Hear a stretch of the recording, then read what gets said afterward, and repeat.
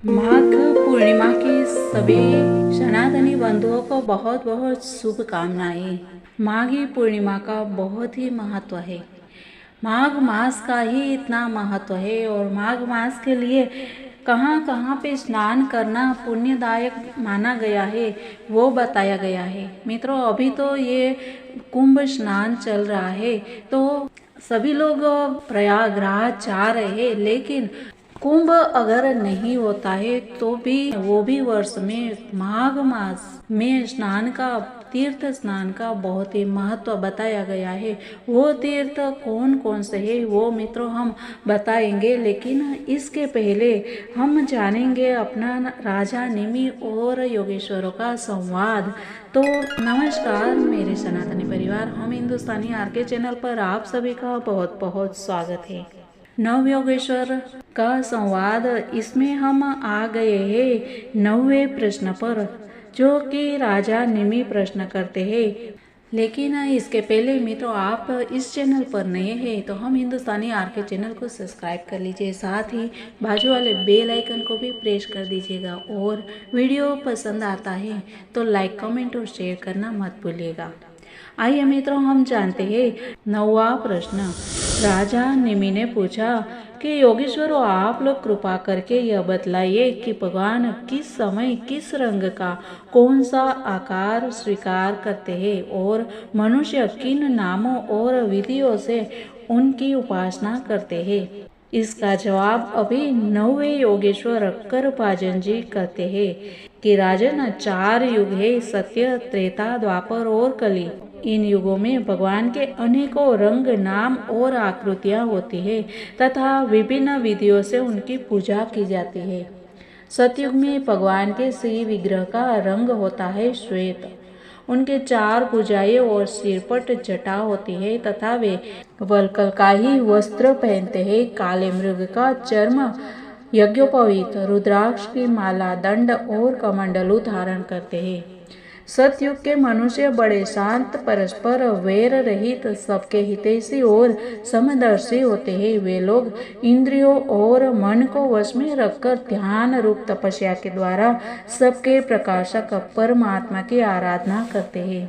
वे लोग हंस, सुपर्ण, वैकुंठ, धर्म, योगेश्वर, अमल, ईश्वर, पुरुष, अव्यक्त और परमात्मा आदि नामों के द्वारा भगवान के गुण, लीला आदि का गान करते हैं।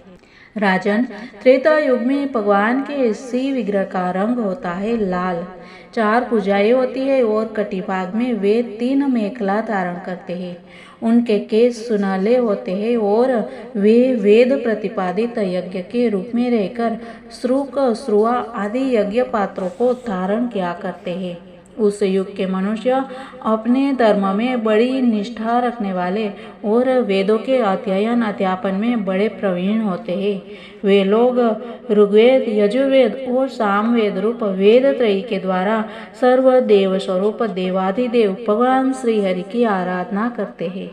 त्रेता युग में अधिकांश लोग विष्णु, यज्ञ, पृष्णिगर्भ, सर्वदेव, उरुक्रम, वृषा, कपि, जयंत और उरुगाय आदि नामों से उनके गुण और लीला आदि का कीर्तन करते हैं। राजन, द्वापर युग में भगवान के श्री विग्रह का रंग होता है सांवला। वे पीतांबर तथा शंख, चक्र, गदा आदि अपने आयुध धारण करते हैं। वक्षस्थल पर श्रीवत्स का चिन्ह, भृगुलता, कौस्तुभ मणि आदि लक्षणों से वे पहचाने जाते हैं। राजन, उस समय जिज्ञासु मनुष्य महाराजा के चिन्ह, छत्र, चंवर आदि से युक्त परम पुरुष भगवान की वैदिक और तांत्रिक विधि से आराधना करते हैं। वे लोग इस प्रकार भगवान की स्तुति करते हैं। हे ज्ञान स्वरूप भगवान वासुदेव एवं क्रिया शक्ति रूप संकर्षण, हम आपको बार बार नमस्कार करते हैं। भगवान प्रद्युम्न और अनिरुद्ध के रूप में हम आपको नमस्कार करते हैं। ऋषि नारायण, महात्मा नर, विश्वेश्वर, विश्वरूप और सर्वभूतात्मा भगवान को हम नमस्कार करते हैं। राजन, द्वापर युग में इस प्रकार लोग जगदीश्वर भगवान की स्तुति करते हैं। जब कलयुग में अनेक तंत्रों के विधि विधान से भगवान की जैसी पूजा की जाती है उसका वर्णन सुनो। कलयुग में भगवान का श्री विग्रह होता है कृष्ण वर्ण काले रंग का। जैसे नीलम मणि में से उज्जवल कांति धारा निकलती रहती है, वैसे ही उनके अंग की छटा भी उज्जवल होती है। वे हृदय आदि अंग, कौस्तुभ आदि उपांग, सुदर्शन आदि अस्त्र और सुनंद प्रभृति पार्षदों से संयुक्त रहते हैं। कलयुग में श्रेष्ठ बुद्धि संपन्न पुरुष ऐसे यज्ञों के द्वारा उनकी आराधना करते हैं जिनमें नाम गुण लीला आदि के कीर्तन की प्रधानता रहती है। वे लोग भगवान की स्तुति इस प्रकार करते हैं, प्रभु आप शरणागत रक्षक है, आपके चरणारविंद सदा सर्वदा ध्यान करने योग्य, माया मोह के कारण होने वाले सांसारिक पराजयों का अंत कर देने वाले तथा भक्तों की समस्त अभीष्ट वस्तुओं का दान करने वाले कामधेनु स्वरूप है। वे तीर्थों को भी तीर्थ बनाने वाले स्वयं परम तीर्थ स्वरूप है। शिव ब्रह्मा आदि बड़े बड़े देवता उन्हें नमस्कार करते हैं और चाहे जो कोई उनकी शरण में आ जाए उसे स्वीकार कर लेते हैं।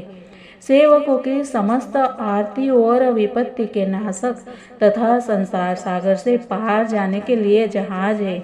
महापुरुष, मैं आपके उन्हीं चरणारविंदों की वंदना करता हूँ। भगवान, आपके चरण कमलों की महिमा कौन कहे। रामावतार में आपने पिता दशरथ जी के वचनों से देवताओं के लिए भी वांछनीय और दुस्त्यज्य राजलक्ष्मी को छोड़कर आपके चरण कमल वन वन घूमते फिरे। सचमुच आप धर्मनिष्ठा की सीमा है। और महापुरुष अपनी प्रेसी सीता जी के चाहने पर जानबूझकर आपके चरण कमल माया मृग के पीछे दौड़ते रहे। सचमुच आप प्रेम की सीमा है। प्रभु, मैं आपके उन्हीं चरणारविंदों की वंदना करता हूँ। राजन, इस प्रकार विभिन्न युगों के लोग अपने अपने युग के अनुरूप नाम रूपों द्वारा विभिन्न प्रकार से भगवान की आराधना करते हैं। इसमें संदेह नहीं कि धर्म अर्थ काम मोक्ष सभी पुरुषार्थों के एकमात्र स्वामी भगवान श्री हरि है। कलयुग में केवल संकीर्तन से ही सारे स्वार्थ और परमार्थ बन जाते हैं। इसीलिए इस युग का गुण जानने वाले सारग्राही श्रेष्ठ पुरुष कलयुग की बड़ी प्रशंसा करते हैं। वे इससे बड़ा प्रेम करते हैं। देहाभिमानी जीव संसार चक्र में अनादिकाल से भटक रहे हैं। इनके लिए भगवान की लीला गुण और नाम के कीर्तन से बढ़कर और कोई परम लाभ नहीं है, क्योंकि इससे संसार में भटकना मिट जाता है और परम शांति का अनुभव होता है। राजन, सत्ययुग त्रेता और द्वापर की प्रजा चाहती है कि हमारा जन्म कलयुग में हो, क्योंकि कलयुग में कहीं कहीं भगवान नारायण के शरणागत उन्हीं के आश्रय में रहने वाले बहुत से भक्त उत्पन्न होंगे। महाराज विदेह, कलयुग में द्रविड़ देश में अधिक भक्त पाए जाते हैं, जहाँ ताम्रपर्णी, कृतमाला, पयस्विनी, परम पवित्र कावेरी महानदी और प्रतिची नाम की नदियाँ बहती है। राजन, जो मनुष्य इन नदियों का जल पीते हैं, प्रायः उनका अंतःकरण शुद्ध हो जाता है और वे भगवान वासुदेव के भक्त हो जाते हैं। राजन, जो मनुष्य यह करना बाकी है वह करना आवश्यक है इत्यादि कर्म वासनाओं का अथवा भेद बुद्धि का परित्याग करके सर्वात्म भाव से शरणागत वत्सल प्रेम के वरदानी भगवान मुकुंद की शरण में आ गया है, वह देवताओं, ऋषियों, पितरों, प्राणियों, कुटुंबियों और अतिथियों के ऋण से अरुण हो जाते हैं। वह किसी के अधीन, किसी का सेवक, किसी के बंधन में नहीं रहता। जो प्रेमी भक्त अपने प्रियतम भगवान के चरण कमलों का अनन्य भाव से दूसरी भावनाओं, आस्थाओं, वृत्तियों और प्रवृत्तियों को छोड़कर भजन करता है, उससे पहली बात तो यह है कि पाप कर्म होते ही नहीं, परंतु यदि कभी किसी प्रकार हो भी जाए तो परम पुरुष भगवान श्री हरि उसके हृदय में बैठकर वह सब धो बहा देते हैं और उसके हृदय को शुद्ध कर देते हैं। और इस प्रकार मिथिला नरेश राजा निमि ने नव योगेश्वरों के इस प्रकार भागवत धर्म का वर्णन सुनकर बहुत ही आनंदित हो गए और फिर उनका पूजन अर्चन किया। यही नव योगेश्वरों का संवाद है, वो सीरीज पूरी होती है और हम मिलते हैं कल नई बातों के साथ। लेकिन इसके पहले मित्रों, आपको हम बता दें कि ये माघ मास है वो बहुत ही पुण्यदायी माना गया है। इसमें से बहुत दान है जो करके मनुष्य पुण्य का भागीदार बन सकता है, लेकिन वो हम कल बताएंगे। आज हम जानते हैं कि कौन से तीर्थ है जहाँ पे स्नान गंगा स्नान के समान होता है। तो सबसे पहले माघ मास में गांव से बाहर जो जल रहता है वो गंगा जल के समान होता है। वहाँ पे स्नान है वो श्रेष्ठ बताया गया है। फिर स्थान में अगर देखा जाए तो सबसे प्रथम आता है तीर्थराज प्रयाग, जो कि बहुत ही पुण्यदायी कहा है। साथ ही अगर प्रयाग स्नान नहीं कर सकते हैं उन लोगों के लिए तो हमने पहले ही बता दिया कि गांव के बाहर जो भी स्वच्छ निर्मल जल हो वहाँ पे स्नान करते हैं। जो भी नदी हो सरोवर हो वहाँ पे स्नान करते हैं, तो वो भी माघ का स्नान गंगा जल के समान है।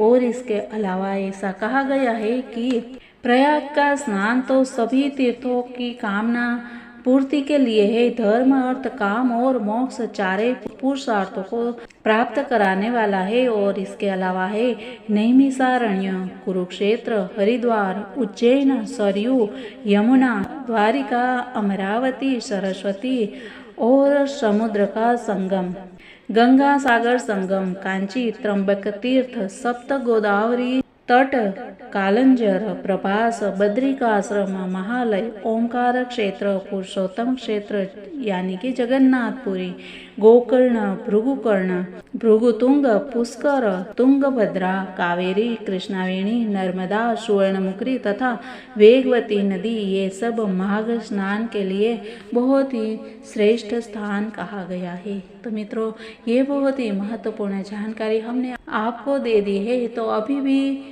26 फरवरी तक इसका लाभ ले सकते हैं। अगर प्रयाग नहीं जा सकते हैं उनके लिए है।